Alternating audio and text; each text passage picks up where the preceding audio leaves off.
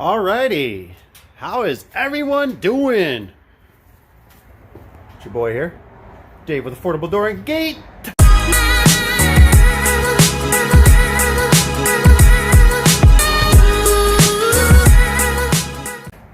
On a Saturday that you'll get no credit for. Yay! Yes! Nobody sees the things behind the scenes except for you that watch this channel. And thank you for being here. Be a subscriber. Anyways, I'm a little bit pumped up today. The sun is out. It's a beautiful day. It's still cold. It's about, I looked at the thing. It says it's 28 degrees out. It's chilly out. The van. Got the van back. Oh my gosh. It's really not as bad as I thought. Basically $1,300. I had him drop the transmission. I had him put a new filter in it just to stay on top of it. Like I said, this is a high mileage van. This van has roughly about 260,000 miles on it. It's a lot of miles, but she's still running strong. She's solid. She don't rattle. I think whoever had it before took good care of it, good maintenance on it. That's just my feeling. Sometimes you get that feeling, right? You get that, I should say, you should get, get that gut feeling. So anyways, the fuel pump, the guy told me, is massive on this thing, which is a good thing. He says that's probably why it lasted as long. I did realize something though. I started up this morning, I don't hear the fuel pump. So, just something I might have learned in my own life. If you're hearing the fuel pump, it might be a sign that the fuel pump is going bad. Not always, not saying that's for sure, but I definitely do not hear the fuel pump on this one bit anymore. It just runs and I hear the motor. I don't hear that little high pitch of that motor kind of changing pitches sometimes. So that's a good thing. But he did say, the mechanic, he's a good dude. He said that the pump is it's roughly I think it was like $400 and some dollars, his cost. They did have some problems with finding it. I do know they ended up putting they put a pump in it. It was the wrong pump. And they had to drop it again, put the right pump in it. I don't know the whole details on it. I was just happy to get it back. It's running good. So there's an expense, $1,300. Whoosh, down the toilet just to get her back up and running. So that's fun. High mileage vehicles. Plus I was down almost about 2 weeks, I'm just going to say, roughly. Yeah, combine it together with everything. So, that sucks. 2 weeks of unproduction without it. Sucked for me. Had to drive another truck, pulling tools, pulling the trailer. It was a mess. But, I just came to the shop here, and take a look at what we got here. This thing's not flipping. Walked in, and holy moly, I wasn't here for the unload. And boy, oh boy, do we got some work to do. So, yeah. And so yeah, we're gonna have to get on this. So this week I got a few guys coming in to help out with this massive load of stuff here. Plus there's some stuff that you're not seeing. I got some gate operators and stuff and gates that are trying to get installed next week. So it's going to be a lot of fun. It's going to be a lot of fun. It's all good. It's all good. I'd rather be busy than not busy, you know. So I'm here. I'm going to get some weather seal. I'm going to get the clip mount seal on this stuff because I really don't trust anybody else at the moment that's going to be with me on Monday. Because since I'm going to have kind of a not a seasoned crew with me. So I'm going to get the perimeter seal on that. I absolutely hate that clip stuff, that Wayne Dalton stuff. And right now, because it's so cold, it's so brittle, that when you pound the ends, it has a tendency of shattering, basically.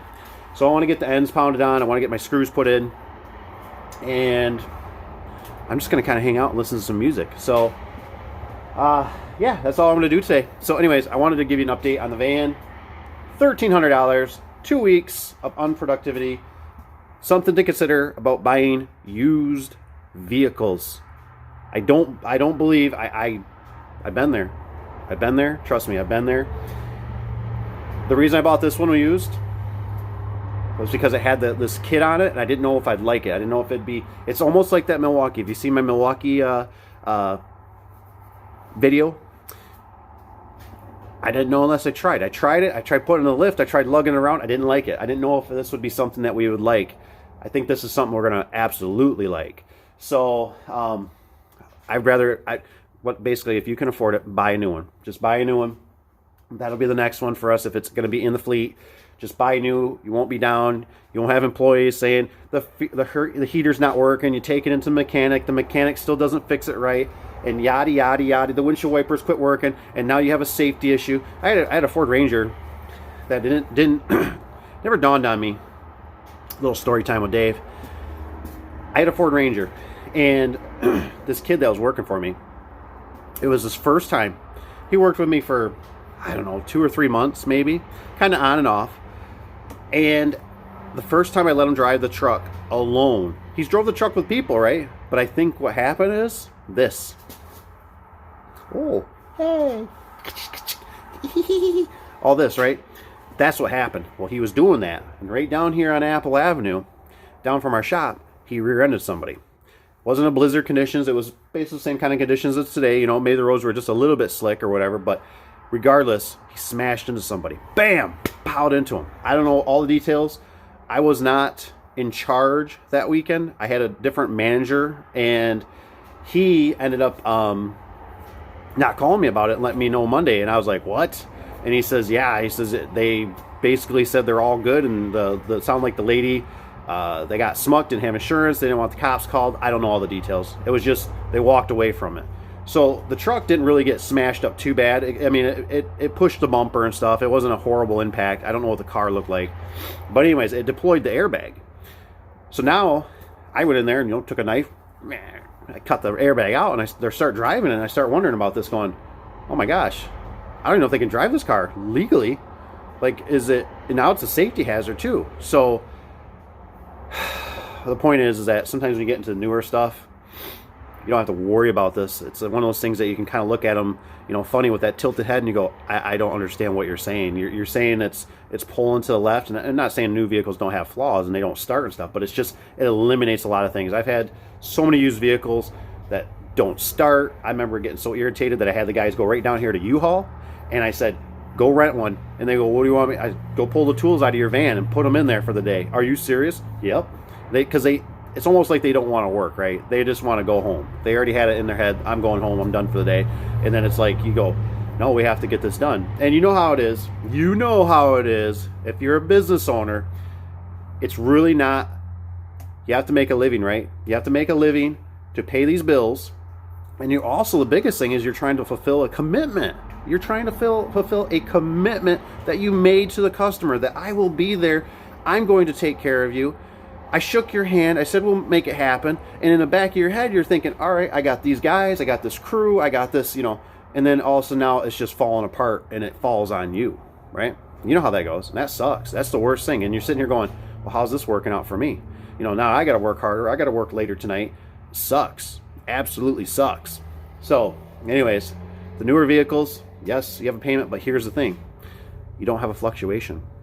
We had a point in our business where I think we were into like 2 or 3 months, and somebody told me, says, we got about $10,000 right now in vehicle expenses. And I'm like, $10,000? And we only had I think we had 3 vehicles running at the time. And I'm thinking, oh my gosh, $3,000. Or not $3,000. I'm 3 vehicles. I got $10,000 worth of repairs going on right now. And I'm like, for $10,000, I think we can afford a payment.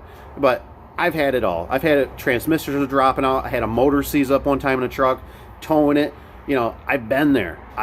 It sucks. So just, yes, you lose money with new vehicles, but you eliminate so much behind the scenes of just, you just have a payment. Boom. You pay that $400 or $600 or $800 payment, and it's consistent. And you can almost span out the whole year and look now and go, okay, this year I have to make this much money.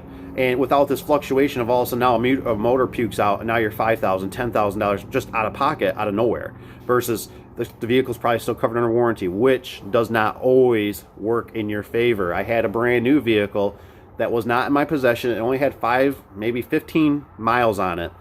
I take it up to get wrapped, and it comes back, and when I'm driving it back from the location, which is about an hour away, the battery light comes on, and I'm like, what the hey? What's going on here? Why is the battery light on?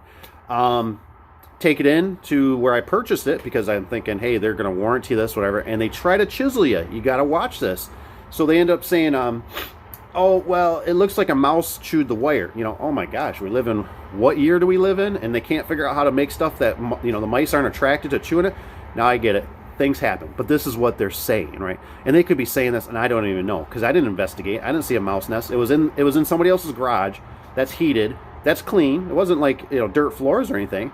And all I know is I took it up there, and it sat up there for 2 weeks, and he worked on it, and then it came back. I don't know. I can't say for sure. So I'm like, okay. And they said, well, we don't warranty that. Oh, so I bought a brand new vehicle with the warranty, and this isn't covered. Of course it's not. So how much? How much? And they said, oh, it's going to be $300. And I said, give me my vehicle back. That's what I told them. I said, give me my vehicle back. I said, because I knew I didn't trust him. I said, I'll take it to my mechanic. And if he says it's that, I trust him. So I said, that's fine. Just tell me what I owe you for today. I'm going to come get my vehicle. Oh, well, you know what? Let me talk to my service manager and see if there's something. Oh, okay, Skippy. You go talk to your service manager and see what you can do. So he ends up coming back. We could fix it for $176. Amazing. So, of course, I just decided to do it because I knew my time was worth more than going down there, grabbing it, taking some other mechanic, and then he says, oh, it is or isn't my time. And I said, fine, fix it. So they fixed it, but what a headache, man. So you got to watch some of that stuff. And like I said, if I had more time, I probably would have went down there. And if I knew the people a little bit, maybe I dealt with them a little bit more, I would have said, show me. Where's it at? I want to see this. Oh yeah, that is a wire. Or you're lying to me. That's bull crap. But I didn't have time. I was sitting here being secretary, answering the phone, dealing sales, running out doing service calls, and I'm just like, I bought a new vehicle for it to be on the road and making money, please. So I'm just confessing some of the things you can run into with vehicles and stuff and moving parts. So anyways, besides that little rant, I hope you guys are doing great today. Make sure you take a deep breath, appreciate what is really important in the world, which is that you're alive, you have your family, you have your friends, take care of your neighbors, and just be thankful. Be thankful. So anyways, we'll see you guys. Take care. See you in the next one.